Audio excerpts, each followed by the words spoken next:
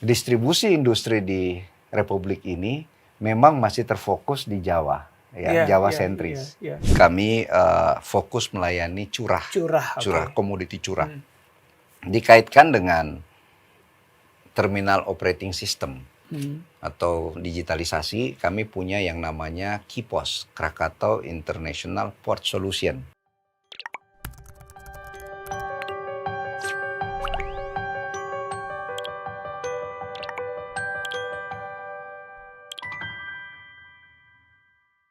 Assalamualaikum warahmatullahi wabarakatuh. Salam sejahtera untuk kita sekalian. Om Swastiastu, Namo Buddhaya, salam kebajikan. Tribuners dan pemirsa Warta Kota, dimanapun Anda berada.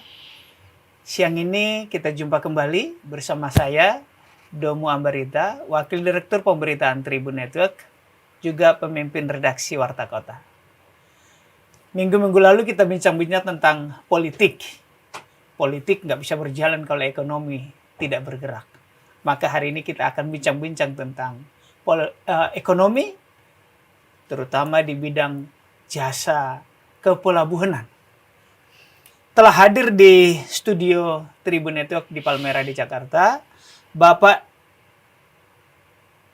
M. Akbar Johan, Direktur Utama Krakatau Bandar Samudra atau Krakatau International Port KIP. Selamat siang, Pak Akbar. Selamat siang, Pak Domo. Apa kabar, Pak?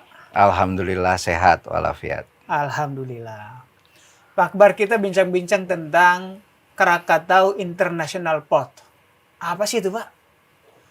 Ya, makasih Pak Domo.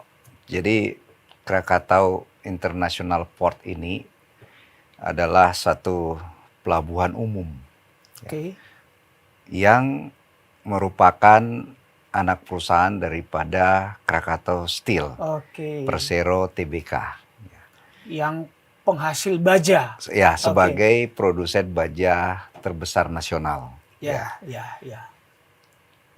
Krakatau International Port ini merupakan pelabuhan curah terbesar nasional.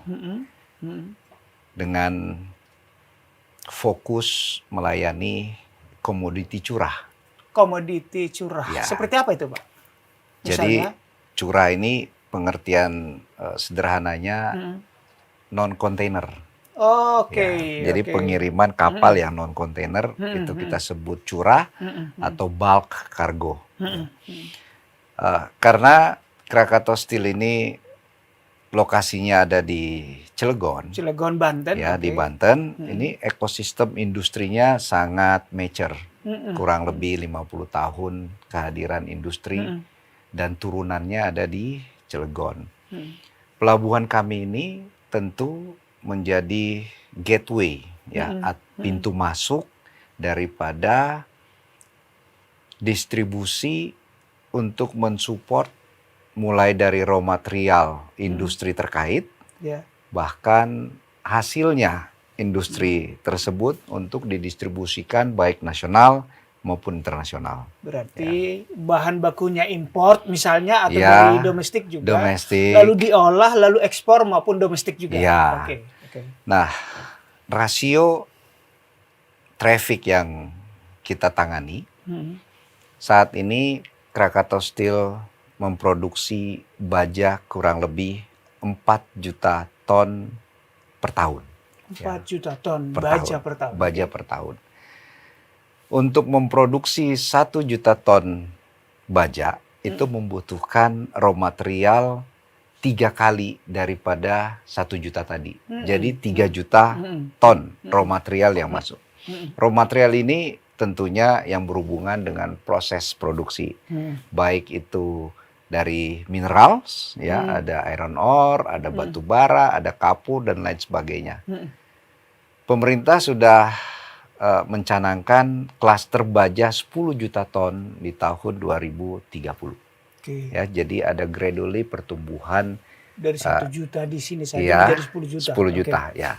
Nah, kalau 10 juta klaster atau output 10 juta berarti traffic raw material yang akan masuk itu 30 juta ton per year.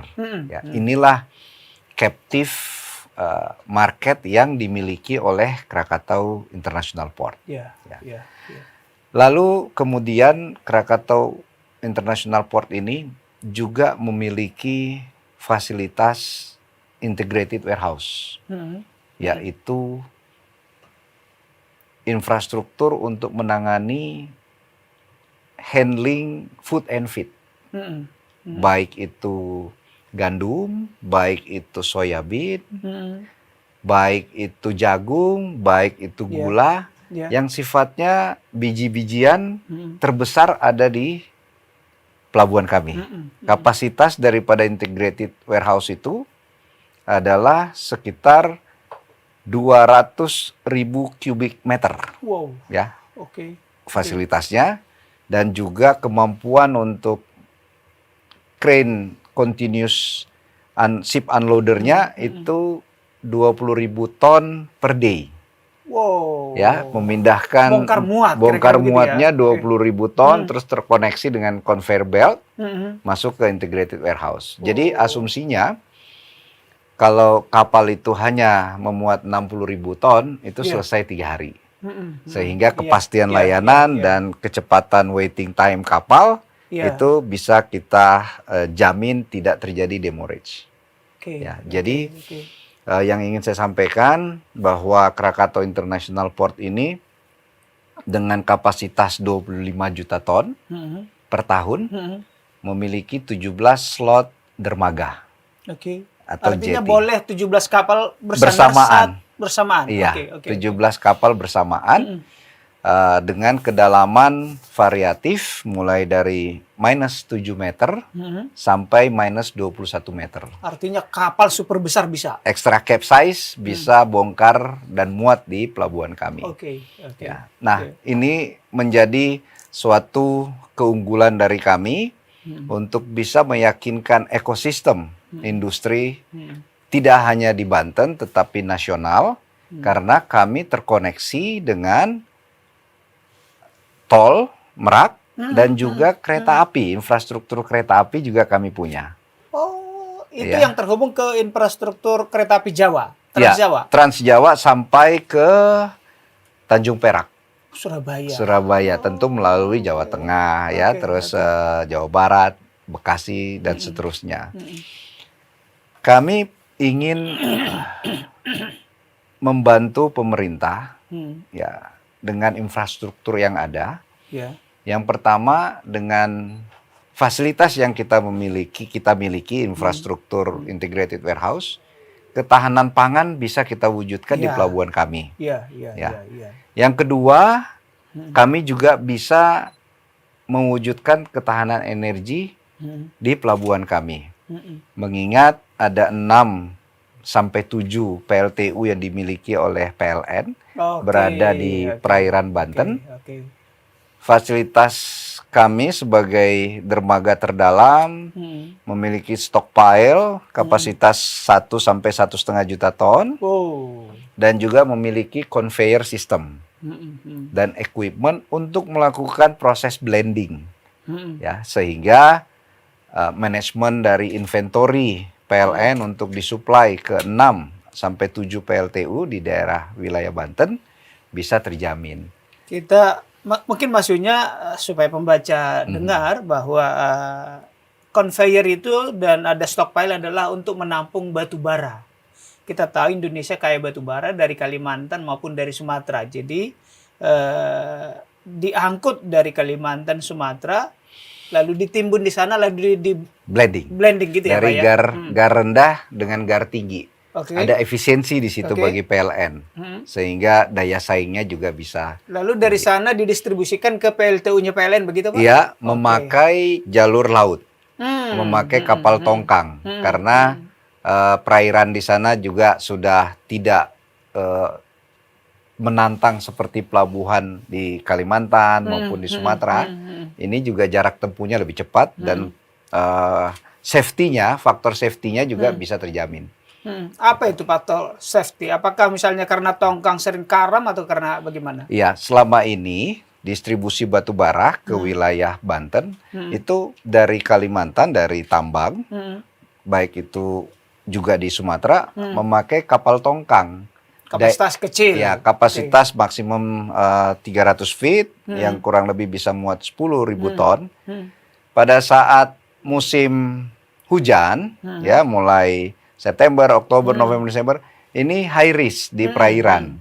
Ya, Sering badai. Sering badai sehingga apa? Tidak terjamin kepastian arrival di PLTU. Kami kasih solusi memakai vessel yang lebih besar, muatan 40.000 sampai 80.000 bahkan 100.000 ton, masuk ke pelabuhan kita. Oke. Ya, sehingga supply chains ini bisa terjamin. Ya. Lalu di stockpile, di blending, hasilnya sesuai dengan permintaan, baru kita distribusikan dengan tongkang-tongkang 10.000 tadi. Ya, Oke, ini memberikan nilai tambah yang harusnya luar biasa bagi PLN Tongkang dan ini PLTU. sudah mengirim di jarak yang lebih dekat dan perairan yang lebih aman lah Lebih ya dari aman. badai ya. Iya, Oke, jadi baik. tidak ada isu di bulan-bulan yang high risk oleh cuaca, anomali cuaca.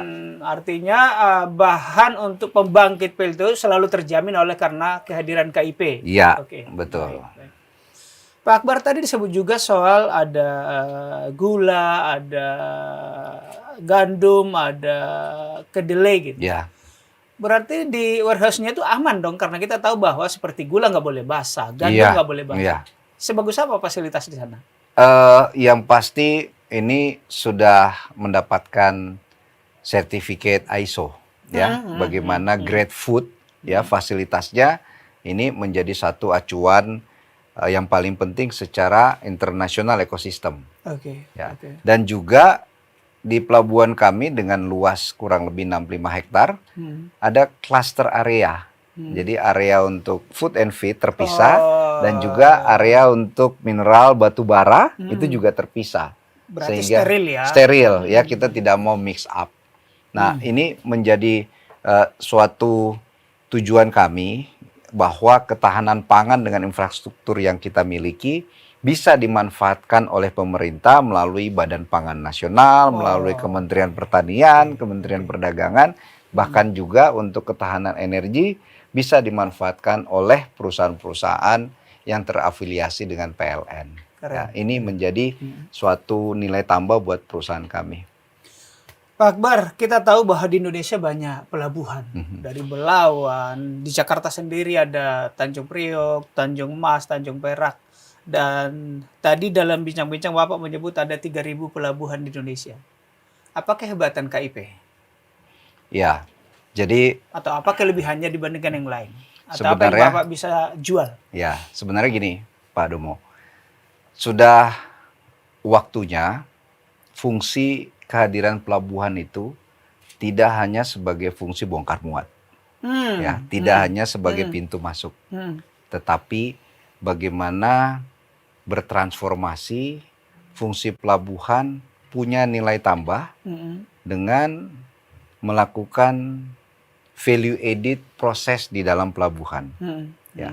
Seperti yang sudah kami lakukan, di situ ada integrated warehouse, ya, sehingga biji-bijian, ya, gandum, kedelai, jagung, gula bisa diberikan nilai tambah dalam proses storage-nya. Ya. Lalu batu bara, energi. Kita buatkan fasilitas conveyor, fasilitas stockpile untuk melakukan blending sehingga ada nilai tambah bagi PLN dalam memanage supply chain batu baranya. Nah, fungsi-fungsi ini kami mengharapkan pada saat transformasi stage berikutnya bisa juga sampai ke hilir, ya, dengan tentu melakukan konektivitas antar pelabuhan tadi, konektivitas dengan sarana perhubungan, misalnya infrastruktur kereta api, ya. Nah, ini juga akan kita realisasikan bagaimana cita-cita pemerintah untuk mendeklar sebagai negara maritim dunia, melakukan skema short shipping, ya, pengiriman short shipping, yaitu kapal-kapal kecil yang sudah dilakukan dengan tol lautnya pemerintah, tetapi sebagai feedernya ini juga bisa diberikan ruang kapal kecil untuk mengurangi transportasi kepadatan di jalan darat. Ya, Ya, ya, ya, ya. misalnya dari Banten ke Pantura, ya, terus masuk ke Semarang, ke daerah-daerah pesisir. Di situ sudah ada pelabuhan-pelabuhan rakyat sebenarnya yang tadi dari bagian 3.000 tadi. Ya, jadi bukan jumlahnya yang kita banggakan, tetapi bagaimana standarisasi pelabuhan yang bisa kita ciptakan, lalu terkoneksi antara pelabuhan besar dan juga ke pelabuhan menengah bahkan kecil. Oke, Tentu ini bisa diberikan solusinya dengan menawarkan suatu platform digital proses bisnis, sehingga di setiap pelabuhan memiliki dashboard, ya, dashboard yang real time, transparan, sehingga operator pelabuhan bahkan pemangku kebijakan di daerah, baik itu kota madya maupun provinsi, bisa mengambil keputusan secara cepat dan tepat. Ya, karena kita tahu biaya logistik nasional masih tinggi, dan salah satu kontribusinya adalah biaya di kepelabuhanan. Ya, padahal distribusi industri di Republik ini memang masih terfokus di Jawa, ya, Jawa sentris. Nah, inilah upaya-upaya pemerintah untuk terus secara masif membangun infrastruktur transportasi, baik itu trans darat, ya, Trans Jawa sudah terkoneksi, Sumatera, Sulawesi, bahkan Papua, juga infrastruktur pelabuhan. Tetapi saya sering mengingatkan pemerintah, tidak hanya fisiknya yang harus dibangun, ya, mulai daripada kesetaraan capacity building SDM, lalu dengan proses digitalisasi tadi. Nah, ini menjadi key factor untuk bisa punya daya saing, sehingga kita tidak hanya disebutkan sebagai negara tertinggi biaya logistiknya, tetapi kita bisa buktikan secara sektoral pelabuhan-pelabuhan kita sebenarnya punya nilai tambah, sehingga daya saing ekonominya juga bisa tumbuh. Oke, baik. Pak, tadi disebut bahwa ini sudah menggunakan sistem digital.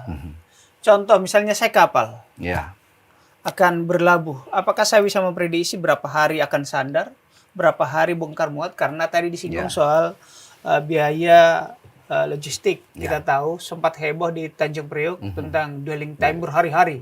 Nah, bagaimana dengan di Krakatau International Port? Ya, memang ada kekhususan di pelabuhan kami.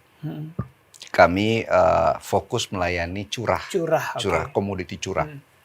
Dikaitkan dengan terminal operating system atau digitalisasi, kami punya yang namanya KIPOS, Krakatau International Port Solution. Ya, nah ini mengatur dan menyajikan proses bisnis dari hulu ke hilir. Bagaimana itu? Termasuk kapal-kapal yang ingin sandar, karena kami punya 17 slot dermaga, bisa melakukan pemesanan dermaga dengan masuk ke web base kami. Ya, sehingga nakoda atau kaptennya bisa tahu dengan melakukan booking, ya, dia punya rencana kedatangan kapan, jam berapa, mereka akan direspon pada saat itu juga bahwa available di dermaga Sulawesi misalnya. Begitu kapal itu mendapatkan slot untuk bersandar, juga akan terlihat secara real time berapa lama dia akan selesai bongkar muat.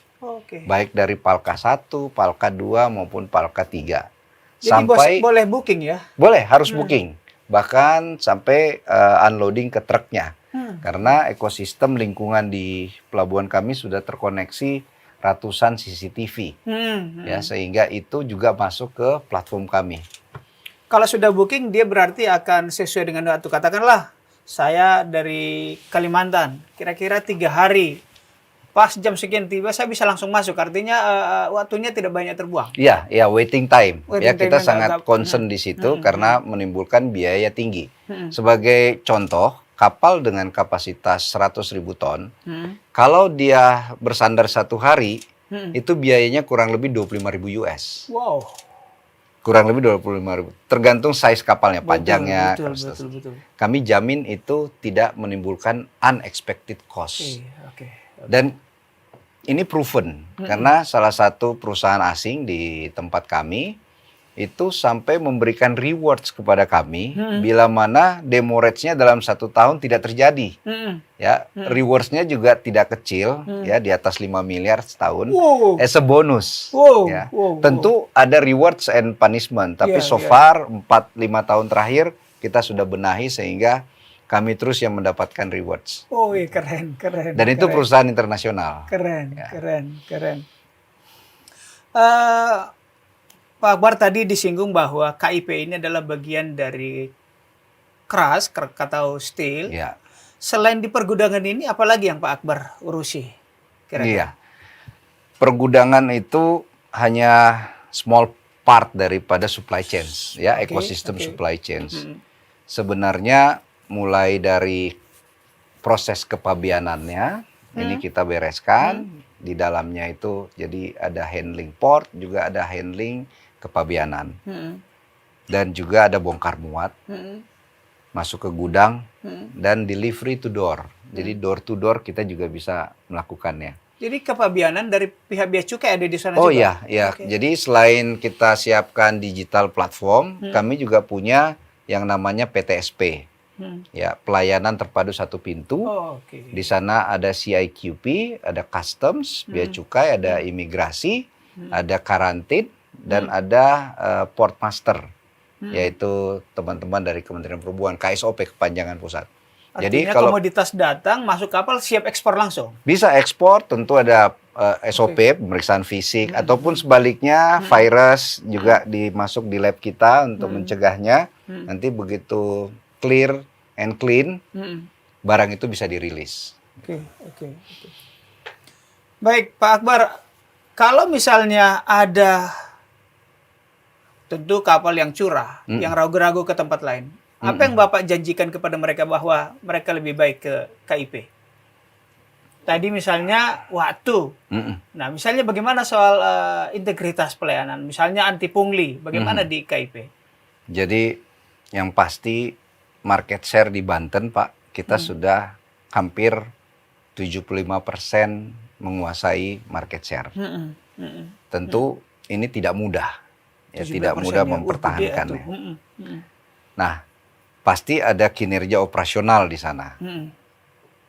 Excellent operation atau operational excellent kita selalu berikan.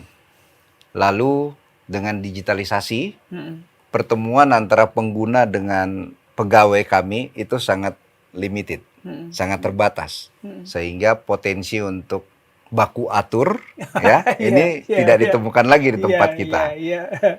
Mulai daripada gate masuk itu semua udah auto gate. Dari dalam, dan armada truk ini tidak akan bisa masuk ke dalam kalau dia belum dapat order.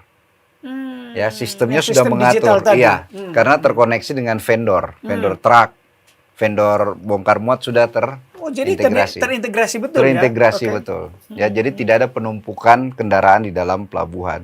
Karena pelabuhan kami ini objek vital nasional. Nomor 1 sterilisasi itu menjadi pertimbangan khusus karena untuk security and safety. Nah, kalau pungli kita sudah bersihkan, mudah-mudahan maksimal, dan juga sudah diberikan rapor hijau oleh Kementerian Marves bekerja sama dengan KPK dalam program. KPK sudah di dalam. Dan juga ada Satgas Pungli di dalam, milik pemerintah. Ini namanya Stranas PK, Stranas Pencegahan Korupsi. Kami dapat rapor hijau pertama pelabuhan di Indonesia.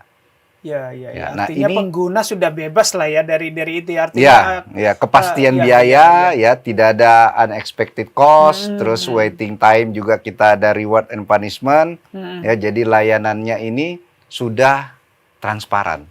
Ini menjadi harapan kami, menjadi role model untuk pelabuhan-pelabuhan lain. Baik. Pak Akbar, kita tahu bahwa Cilegon atau kawasan Selat Sunda lah ya, dekat ke Sumatera, dekat ke Samudra Hindia, bisa juga ke arah Kalimantan gitu ya. Kan di situ pasti banyak lalu lintas kapal-kapal. Apakah ada target dari KIP kami akan raih sekian persen dari jumlah itu atau dari persentase itu? Iya, jadi dengan lokasi kami ini given Pak, ya given. Ada di Selat Sunda, Alki 1, alur laut Kepulauan Indonesia Iya. 1. Di Selat Sunda ini traffic menurut Dinas Navigasi Kementerian Perhubungan ada kurang lebih 50.000 kapal lalu lalang setahun. 50.000 kapal lalu lalang. Domestik maupun Internasional. internasional. Oke. Dan yang kami tahu, kami baru melayani 1.000 kapal setahun di pelabuhan kami. Berarti baru 1%. Ya, sangat minim. Oke. Inilah yang kami sampaikan ke stakeholder, pemangku kebijakan, baik gubernur, wali kota, bahkan kementerian, bahwa ini harus dioptimalkan potensi ekonomi kemaritimnya, ya, dengan memanfaatkan traffic tadi. Saya usulkan untuk membangun rest area di tengah laut. Oh, Ya. rest area di tengah laut. di tengah laut. Jadi bukan hanya di tol, ya, karena Bagaimana kira-kira bentuknya itu? Apung? pasti terapung. Oke. Ya, oke. tentu titik-titik koordinatnya ditentukan oleh Kementerian Perhubungan, Dirjen Perhubungan Laut, dan juga dengan KKP dan provinsi. Dan nanti operate by KIP. Iya, ya kami operate dan juga bersinergi sama teman-teman lainnya. Ya. Oke. Kenapa kami bilang rest area di laut? Ini kurang lebih copy paste yang rest area ada di jalan tol. Ya, bagaimana kapal itu membutuhkan tidak sedikit supply, baik bahan bakar, baik logistik makanan, dan juga turunkan barang-barang yang secara volume terlalu costly untuk masuk di pelabuhan. Misalnya dia cuma turunkan 10 ton, dia turunkan 15 ton, ya, atau sekian kubik. Bisa transit di floating rest area, lalu ada kapal shuttle yang menjemputnya. Nah, tetapi potensi bunkeringnya, potensi logistiknya, ship chandlernya ini luar biasa besarnya.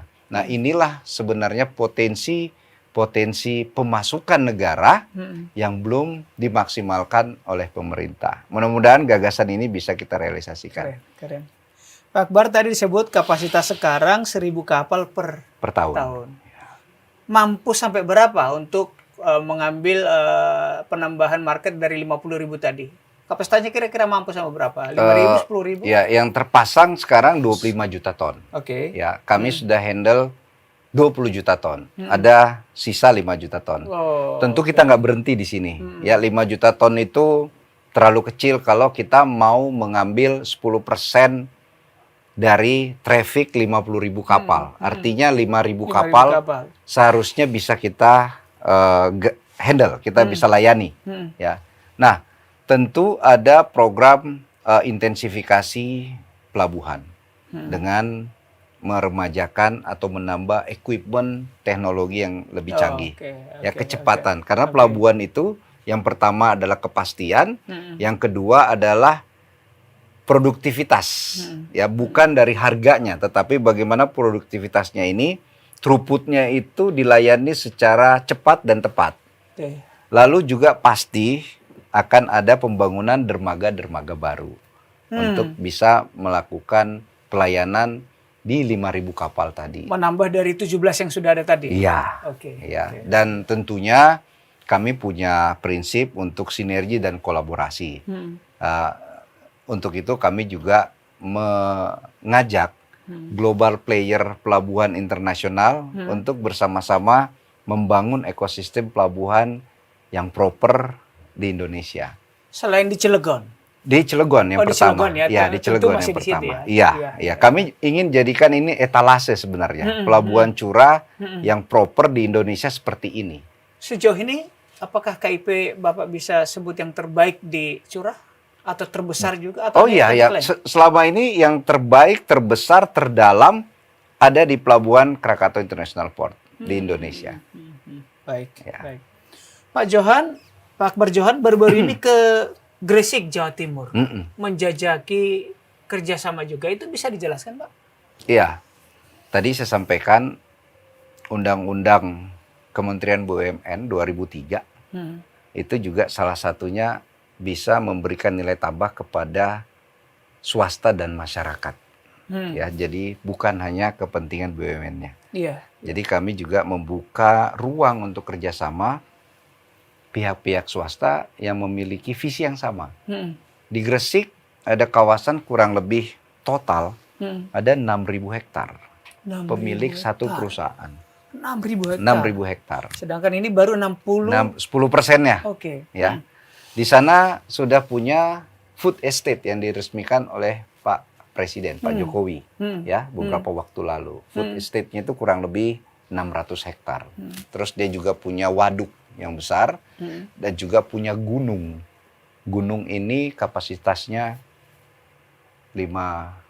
depositnya itu kurang lebih 500 juta ton. Gunung apa itu? Gunung Batu? kapur. Oh, kapur. Limestone. Ya, yang sangat dibutuhkan industri termasuk industri baja. Sekarang adalah mereka memasok ke pupuk. Oke. Ya, nah, dengan kapasitas atau deposit ini juga mereka punya laut yang belum dioptimalkan.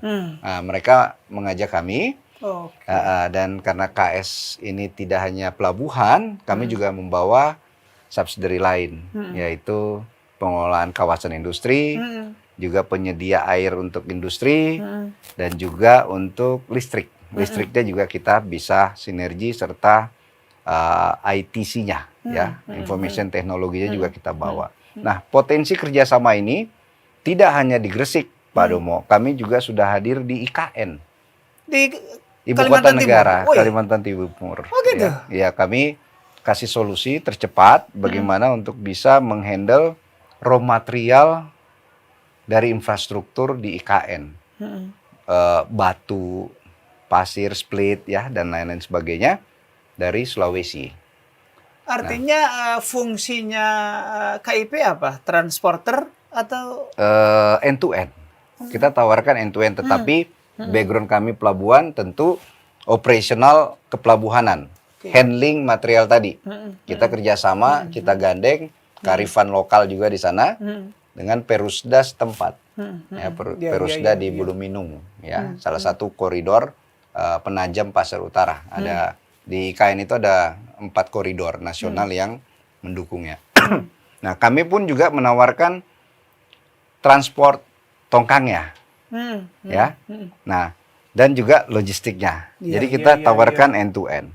Dan alhamdulillah mereka sangat respect karena kami tidak ngomong janji. Karena keberadaan port operasional kami sejak tahun lalu sudah ada, sejak Desember sudah ada di sana.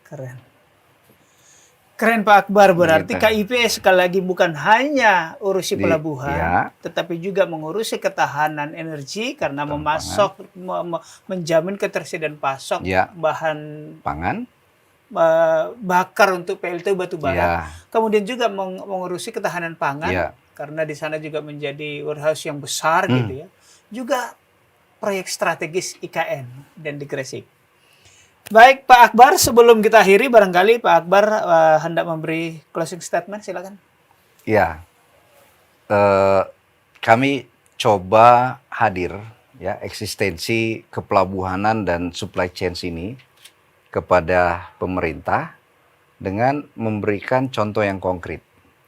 Bagaimana kehadiran dan pengelolaan suatu pelabuhan yang di dalamnya punya supply chain nilai tambah, sehingga kelancaran distribusi arus barang ini bisa kita maksimalkan.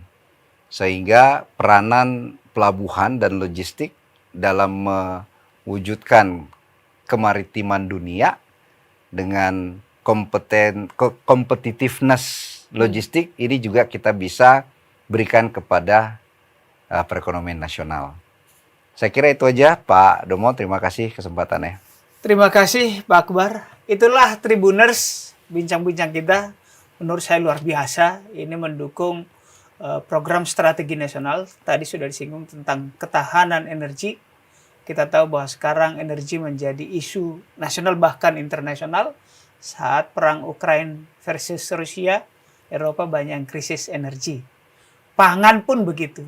Nah, dengan tersedianya pergudangan, conveyor, dan infrastruktur yang bagus, cepat, bersih. Bersih bukan hanya dari lingkungan, juga bersih dari pungli. Semoga kehadiran Krakatau International Port memberi dampak buat kesejahteraan bangsa dan rakyat. Terima kasih. Wassalamualaikum warahmatullahi wabarakatuh. Mohon pamit, saya Domo Barita. Terima kasih.